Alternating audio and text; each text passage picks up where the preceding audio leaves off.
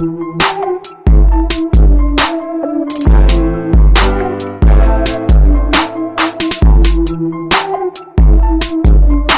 allowed Slovakia to tempt Jaguar Land Rover away from UK with 110 meters state aid pledge.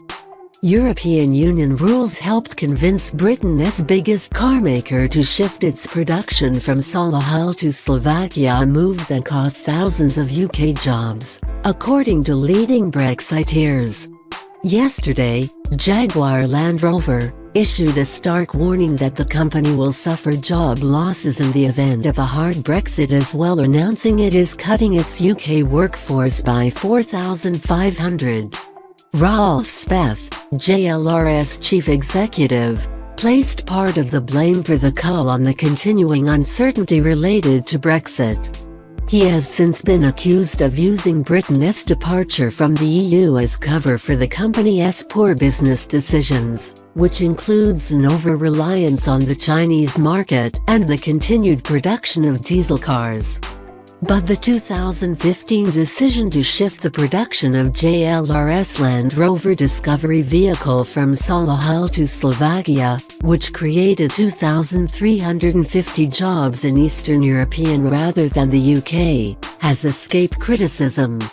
Jacob Rees-Mogg, chairman of the Eurosceptic European Research Group of Conservative MPs, told the Daily Telegraph, Jaguar Land Rover has 110 million reasons to back the UK's membership of the EU. One of the disadvantages of membership of the EU is that it uses our money to move our jobs from the UK to other EU countries. They don't get this money once we have left. This sweetener should be looked into, and we should consider withholding it from the £39 billion financial settlement. JLR's decision was made after Slovakia offered the firm $110 million in state aid payments to seal the deal. Slovakia receives billions in net payments from the EU, which are funded by richer countries such as Britain, France and Germany, which are all net contributors to Brussels' coffers.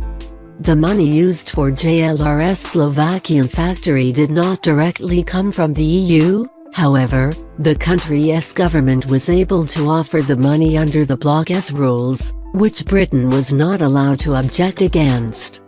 The powerful EU Commission decided the 110 meters grant was acceptable within the bloc's state aid regulations after an investigation into the payments. Officials decided the grant complied with EU rules because Nitra, where the factory is located, is a disadvantaged area and therefore eligible for government payouts. Steve Baker, the former Brexit minister, denounced the EU for believing it is acceptable to use British money in order to move jobs to another member state. He said, if it is the case that, however lawfully, tens of millions of pounds of taxpayers' money have been used to relocate a great British brand out of the United Kingdom, then that is just flat wrong. We don't want to be living in a society where the location of business is determined by taxpayers' money being hosed at them to relocate. If JLR have accepted 110 meters of subsidy of funds to take jobs out of the UK, then I am very glad indeed that I sold my Jaguar years ago. The EU has denied that supporting state aid in less developed countries has led to investment being filtered away from the UK. Brussels and JLR have said in the past that if the firm had not opened the $1.5 billion Slovakian-based factory, it would have targeted Mexico as a destination instead. Under EU rules, state aid subsidies must not directly cause the relocation of existing or close down activities from elsewhere in the EU, or divert investment away from another region in the EU which has the same, or lower, level of economic development. Only Cornwall, West Wales, the Valleys and the Isles of Scilly are considered as less developed in the UK. Whereas all of Slovakia, apart from its capital Bratislava, is classified as less developed and qualifies for extra funding and higher state aid limits.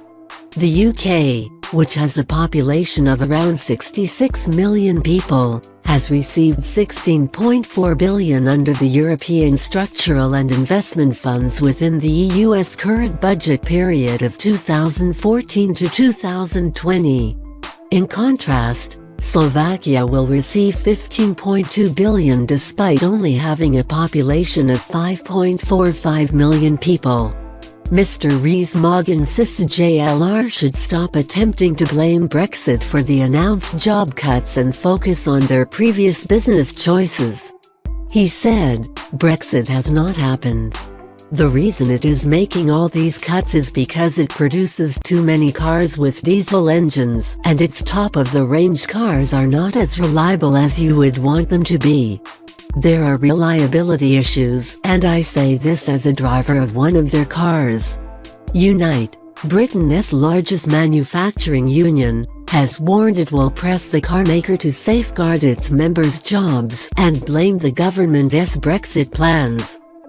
Quinn, a Unite national officer, said, "Britain's car workers have been caught in the crosshairs of the government's botched handling of Brexit, mounting economic uncertainty and ministers' demonization of diesel, which along with the threat of a no-deal Brexit, is damaging consumer confidence.